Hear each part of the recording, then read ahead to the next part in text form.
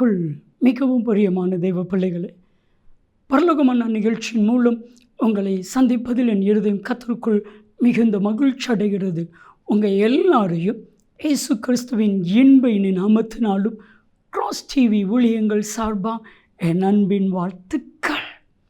இன்றைய பரலோகமன்னா, நீ விழுந்தாலும் எலும்புவாய். என் அன்பு தெய்வ பிள்ளைகளே, விழுந்து கிடப்பது தோல்வி, விழுந்ததில் இருந்து எழும்புவது ஜெயம். ஒரு இடத்துல நம்ம விழுந்துட்டோம் அப்படின்னா விழுந்தே கிடக்கிறது, அதிலேயே சோர்ந்து போய் கிடக்கிறது, அது தோல்வி. தூசியை உதறிட்டு எழும்புவது ஜெயம். வேதத்தில் ஒரு வசனம் இருக்குது, நீதிமொழிகள் 24:16. நீங்கள் வாசித்து பாருங்கள். நீதிமான் விழுந்தாலும் எழும்புவான். தேவச்சனமே, தேவனால் ரட்சிக்கப்பட்டு அபிஷேகம் பண்ணப்பட்ட தேவச்சனமே, நீங்கள் விழுந்தாலும் எழும்புவீங்க. ஒரு தேவ மனிதன் நான் விழுந்தே போவதில்லை அப்படின்னு சொல்ல முடியாது.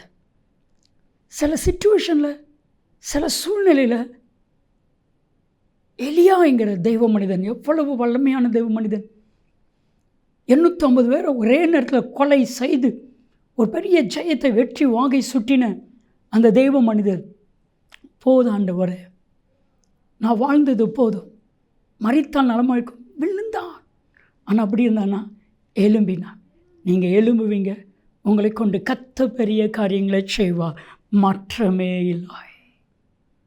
பிரியமான தெய்வ பிள்ளைகளே, நம்முடைய வாழ்க்கையில் நம்ம விழுந்த இடத்துல இருப்பது தப்பு. எலியா யாருக்கும் தெரியாமல் சூரச்செடிக்குள்ளே போய் தற்கொலை பண்ணணும்னு நினச்சான். ஆனால் பரலோகத்திலிருந்து தேவன் அவனை, இவன் இப்படி விழுந்துட்டான், இவன் புரோஜன அற்றவன், சாகுன்னு விரும்புகிறான், விட்டுருவோமா அப்படின்னு விடலை. தெய்வ தூதர்களை அனுப்பினார், தட்டி எழுப்பினார். ஒரு வார்த்தை பாருங்கள், எவ்வளவு உன்னதமான வார்த்தை.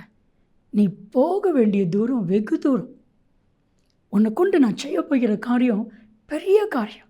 என் அன்பு தேவச்சனமே, இந்த வார்த்தையை உங்கள் ஒவ்வொருவரையும் பார்த்து கத்த சொல்லுகிறார். போதாண்டவரை, உமக்காக நான் பட்ட பாடுகள் போதும், நான் உமக்காக பரிசுத்தமாக இருந்தது போதும், உண்மையாக இருந்தது போதும், அதற்கு பதில் பாடுகள், வேதனைகள், கஷ்டங்கள், நிந்தைகள், அவமானங்கள் தானே போதும். அப்படி யார் யாரெல்லாம் மனசில் நீங்கள் நினச்சிருந்துருப்பீங்களேன்னா, இன்றைக்கி உங்களை பார்த்து தான் கர்த்தருடைய வார்த்தை வருது.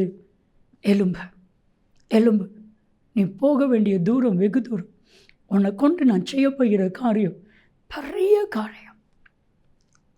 ஒரு தெய்வ மனிதர், ஒரு சுத்தவான், நல்ல பிஸ்னஸ்மேன், ஒருத்தருக்கு உதவி செய்ய போய் பல லட்சம் கடன்களை மாட்டிட்டார்.